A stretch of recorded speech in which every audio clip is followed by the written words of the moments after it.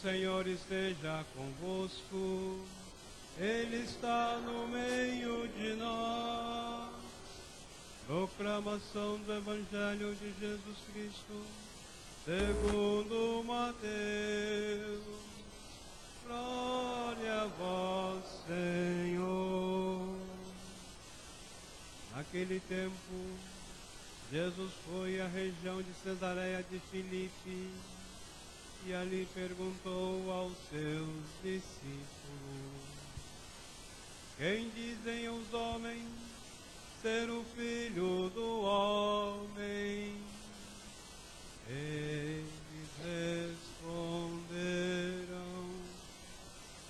alguns dizem que é João Batista, outros que é Elias, outros ainda que é Jeremias ou alguns dos profetas. Então Jesus lhes perguntou: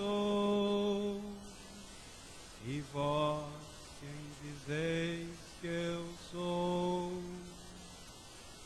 Simão Pedro respondeu: tu és o Messias, o Filho do Deus vivo. Respondendo Jesus lhe disse: feliz és tu, Simão, filho de Jonas, porque não foi um ser humano que te revelou isso, mas o meu Pai que está no céu. Por isso eu te digo que tu és Pedro, e sobre esta pedra construirei a minha igreja, e o poder do inferno nunca poderá vencê-la. Eu te darei as chaves do reino do céu. Tudo que tu ligares na terra será ligado no céu. Tudo que tu desligares na terra será desligado no céu. Palavra da salvação. Glória a vós, Senhor. Glória a vós, Senhor.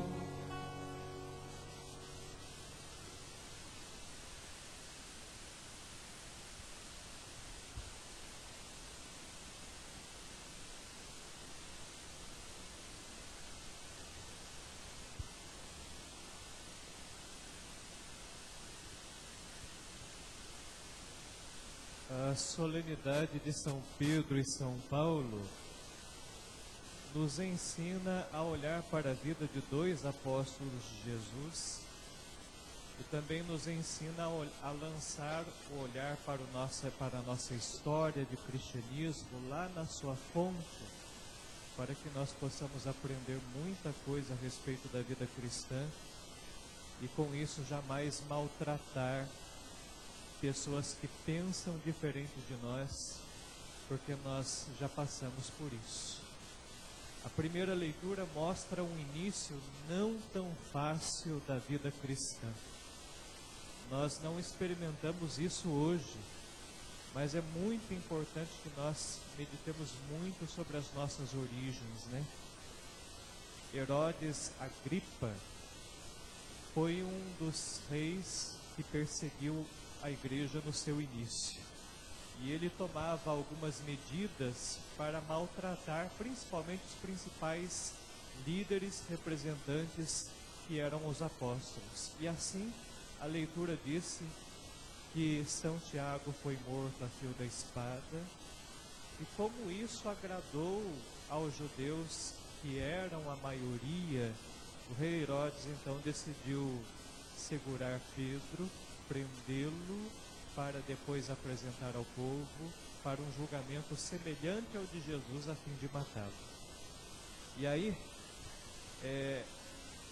Pedro, com todos os altos e baixos que ele teve no seu seguimento de Jesus, ele aprendeu a ir amadurecendo a sua fé, mas mesmo assim, quanto que deve ter sido doloroso para esse apóstolo de Jesus ser tratado como se fosse praticamente um marginal, né? O texto deixa muito claro que Pedro foi um dos apóstolos mais bem vigiados dentro da prisão, com 4 turnos, que é algo excessivo, de 4 soldados cada turno. Então imagina, praticamente aí 16 homens vigiando o apóstolo Pedro. Era considerado alguém altamente periculoso para o seu tempo, né?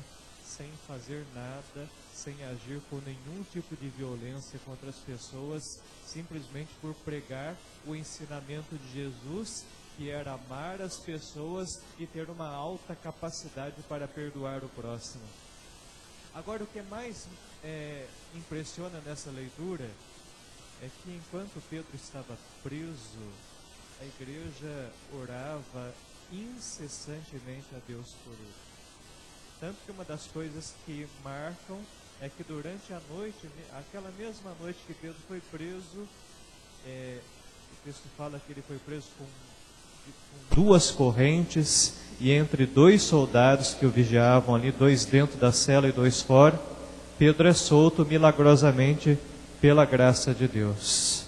Acontece dele sair desse aprisionamento, de uma vigia excessiva, não se sabe como, mas Pedro chega à seguinte certeza de que aquela pessoa que confia em Deus, ela é capaz de vencer muitas dificuldades na vida, como Pedro venceu, e quem dera se nós tenhamos a mesma confiança como os primeiros apóstolos tiveram, né? Pedro, depois que sai da prisão e respira aliviado, ele diz assim: agora eu sei, de fato, que o Senhor Deus enviou um anjo para me livrar do poder de Herodes e de tudo o que a população judaica esperava. Então ele aprende a confiar em Deus. E quando nós olhamos para essa história do passado, nós precisamos compreender uma coisa. Pelo sofrimento que a igreja passou de perseguição no passado, nós deveríamos ter aprendido na nossa história que não é direito nosso também perseguirmos outra religião, e que não é direito nosso também impor a religião às pessoas, como acontecia no passado.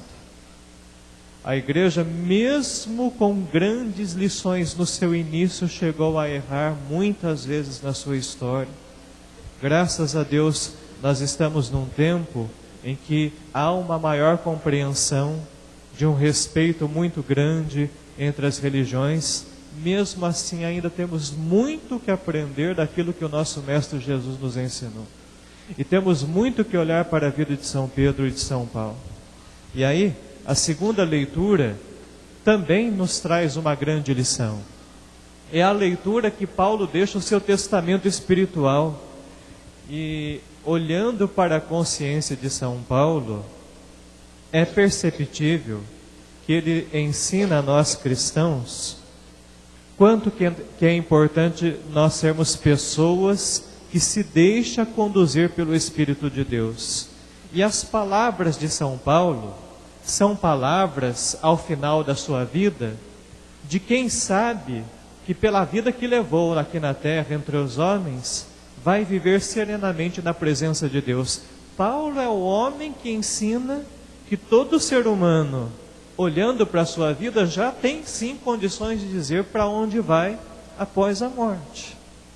Nós já temos uma ideia pelo nosso comportamento e pelas nossas ações, de sabermos para onde nós vamos. E olha a serenidade fantástica desse apóstolo de Jesus, que teve a coragem de afirmar publicamente aquilo que ele afirmou, né? Depois de tanto sofrimento na sua vida, depois de passar por prisões, depois de ser chicoteado, passado por naufrágios, passado por momentos de tormentas na vida cristã, as palavras de São Paulo não são palavras de um cristão amargo, não são palavras de alguém que diz assim: nossa, a vida me fez apanhar, a vida me fez sofrer, como que eu estou triste, como que a vida é difícil. Não foi.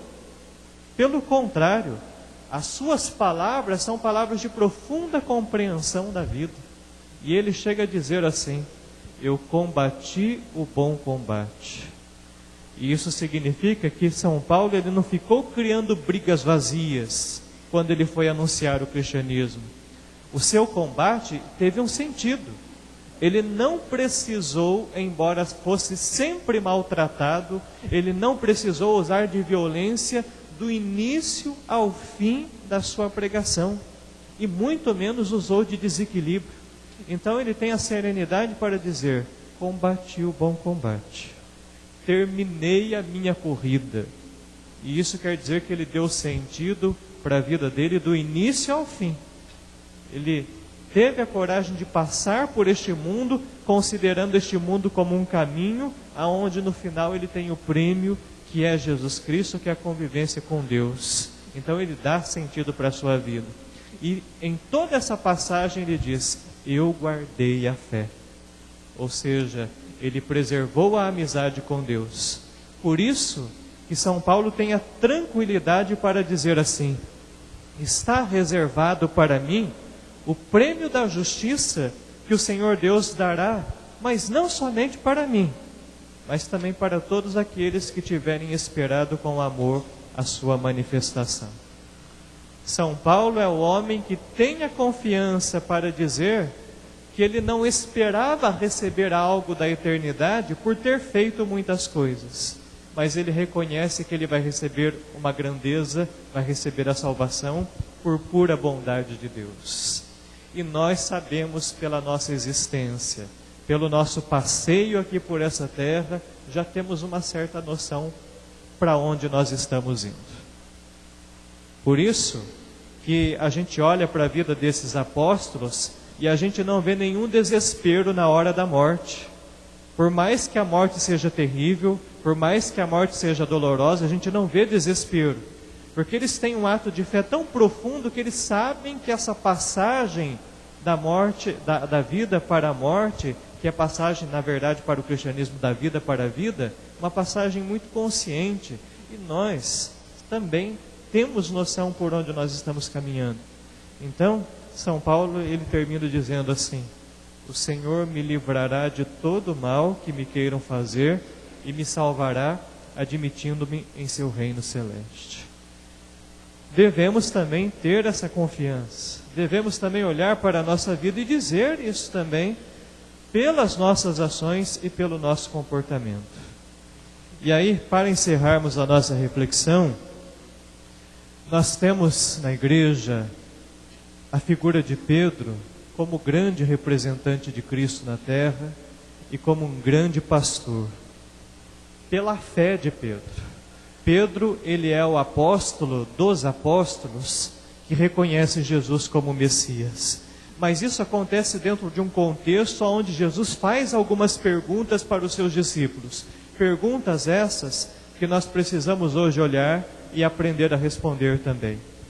Primeiro, o nosso Mestre Jesus Cristo faz uma pergunta que põe os seus discípulos para pensarem na compreensão que o mundo tem a respeito dele. E o mundo no contexto global, aqueles que não eram cristãos, que de longe talvez não conheciam Jesus. Então a primeira pergunta que Jesus faz é esta: quem é que as pessoas dizem ser o Filho do Homem? E a gente sabe que nós não precisamos ficar preocupados em fazer uma defesa de Jesus no contexto global, porque, como bem responderam os apóstolos, a interpretação a respeito de Jesus é muito genérica, é múltipla no contexto das pessoas que possuem fé e também das pessoas que não possuem fé no contexto do mundo. E as opiniões são diferentes. Até os discípulos responderam: olha, para as pessoas lá fora, o Senhor, alguns dizem que o Senhor é João Batista, outros dizem que o Senhor é Elias, outros dizem que o Senhor é Jeremias, ou alguns de tantos profetas que passaram. Então, a gente sabe que no contexto geral, no genérico, muita gente interpreta Jesus Cristo de maneira diferente. Para alguns foi um homem que fez um bem. Hoje em dia tem até interpretações absurdas, né? Tem interpretação, cada pessoa interpreta ao seu modo. Tem até gente que fala assim: Jesus hoje, naquele tempo foi um extraterrestre que visitou a Terra e veio. Tem interpretações absurdas a respeito de Jesus. Mas a pergunta que Jesus deseja que nós que estamos dentro da igreja respondamos é a segunda. Porque aí Jesus fita com um olhar generoso, amoroso para os seus discípulos e faz a seguinte pergunta. Sabendo que por fora existem inúmeras interpretações a respeito dele, ele diz assim: mas e para vós? Quem dizeis que eu sou? É essa pergunta que nós cristãos devemos responder. Para você, que coloca o seu sentido em vir à Eucaristia dominicais, que às vezes alguns dentre nós acabam vindo até durante a semana, participando da Eucaristia. E para nós, quem é Jesus Cristo? Essa pergunta nós devemos responder. Se não sabemos ainda, se não o conhecemos ainda, nós, até o final da nossa vida, precisamos responder com uma certeza muito profunda dentro do nosso coração, para nós mesmos, e não para justificar para as pessoas, mas quem é Jesus Cristo para nós. E aí, o nosso apóstolo Pedro foi muito feliz, porque Pedro, dos demais apóstolos que ficaram assustados, porque não sabiam o que responder naquele momento, Pedro teve a coragem de se arriscar e ele teve a coragem de reconhecer em Jesus a sua divindade. Porque Pedro percebeu que Jesus era um homem diferente de todos. E olha que Pedro naquele tempo poderia ter convivido com inúmeras pessoas que se intitulavam Messias. Pedro percebeu a diferença em Jesus. Pedro percebeu que precisava conviver com Jesus e aprender com ele para encontrar sentido à sua vida. Por isso que o cristianismo está embasado na fé de Pedro, que teve em Jesus o modelo, que seguiu a Jesus mesmo nas suas imperfeições. E nós só vamos conseguir passar por esse mundo com a fé, tendo a graça de Deus em nosso coração, à medida em que nós respondamos e cheguemos à conclusão de quem é Jesus Cristo para a nossa existência, com a certeza de que Ele é uma pessoa que caminha conosco, que nos ama e que está disposto sempre a oferecer-se por nós para a nossa salvação. Então que nós possamos sempre, nesse ato de fé apostólica, amadurecer a nossa fé, como São Pedro e como São Paulo viveram muito bem, de maneira muito serena as suas vidas, mesmo no tempo de grandes perseguições. Então vamos agora em pé